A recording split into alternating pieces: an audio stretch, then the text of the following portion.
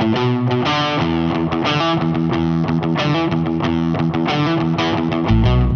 guys, welcome to a tutorial episode of the GeoDudez right here. My name is Jason. And I'm Rob. And Rob, what are we doing here today? We're going to go over exactly what geocaching is, the tools of the trade, what you need, the applications, different ways of going about doing it. We're getting a lot of questions from fans out there. So basically we're going to go over what you need, what it is, what you're looking for, how to do it. So explain exactly what geocaching is first of all. It is a high-tech treasure hunt basically done all around the world. There's over 6 million of these, they're called caches, across the world. Caches are basically anything from small objects like film containers or like medicine containers you get at the store to large objects like ammo cans. So to start you guys off with, right here we have is what's called geocaching.com. This is where you'll get all your information and stuff about geocaching. And all these little polka dots on here are caches available. And obviously the GeoDudez have a ways to go with finding geocaches. There's a couple different ways to do it. Like Jason just mentioned, there's the website. There's also a geocaching app that you can get from either the Play Store if you use Android or the, I don't know what the iPhone equivalent to that is, but the iStore. It's $10. It shows you all the caches just like the website. You can navigate to it. It does all the coordinates for you. It navigates right to it. You can read hints, descriptions, even see pictures of people that have previously found it. That's very helpful. And that's the method that I choose to use. You can also use Google Maps. You take the coordinates from each cache and you can put it into your Google Maps app, which I'm pretty sure that everybody has. So it's really whatever your personal preference is. The original way that everybody started out with geocaching, because before, this has been around for almost 10 years now, probably longer, they would actually use GPSs, which is like one right here, except not with a crack in it. I broke this one, this is unfortunate.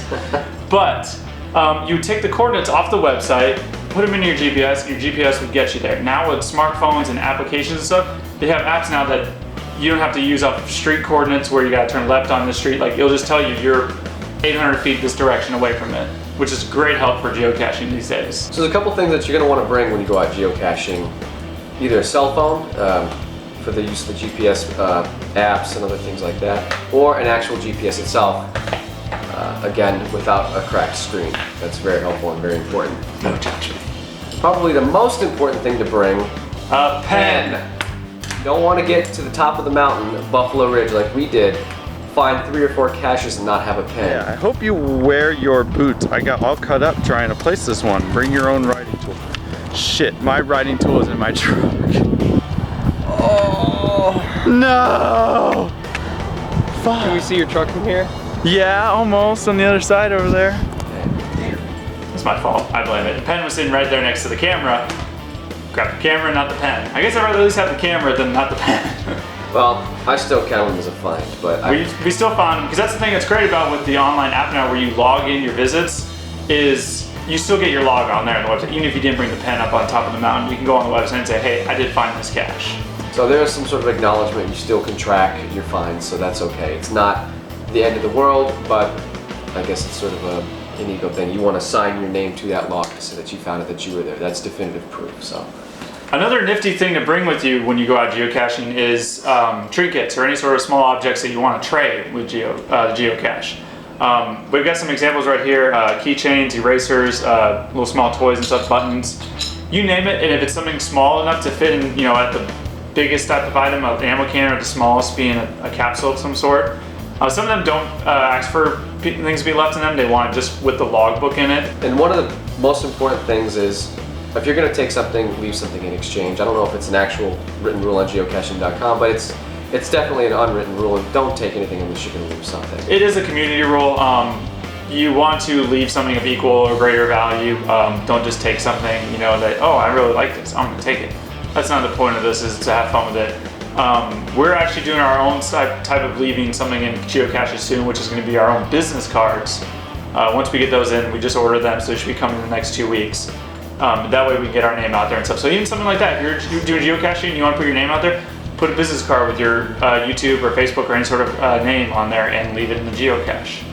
And I think it is, I should mention, the one cache we did do in an earlier episode, we found one, it was a CD cache. So the whole idea behind that one was that you do exchange. So it was an ammo can style, hidden under a rock obviously, with tons of old CDs. I mean, Blink-182, it was really fun. So it's kind of a neat find. So you know, and you could go to that one over and over again. So that one is kind of unique in the way that you don't just find it once and forget about it. You want to go back and keep trading out. So that's another fun part about it, is it doesn't get old. Probably I'd say actually one of the top things you should make sure you bring with you, besides the pen and the phone and everything, because you need that for obviously the geocaching perspective, is water. Camel pack, bottle of water, anything that's easy to carry, usually just that way your hands are free and stuff. Especially us West Coast people out here with Arizona and stuff in the heat, it gets very exhausting out there, it's hot, you don't want to get dehydrated and end up passing out, especially if you're by yourself. We're usually in pairs, so we don't have to worry about that, but you want to take care of yourself just as much as you are worried about geocaching, so you're not going to get hurt or sick or anything.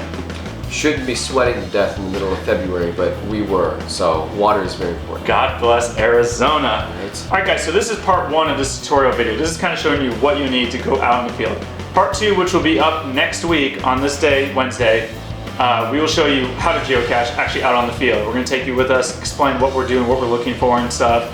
Because we usually don't do that when we're geocaching and showing you guys our episodes where we're just kind of doing our own thing because we know what we're looking for, but we don't explain it to you guys. This time we will. Kind of like a little commentary, I guess. Next week, follow us because we're going to show you what we do best, and that's what, Rob? Crush the cache. See you next week.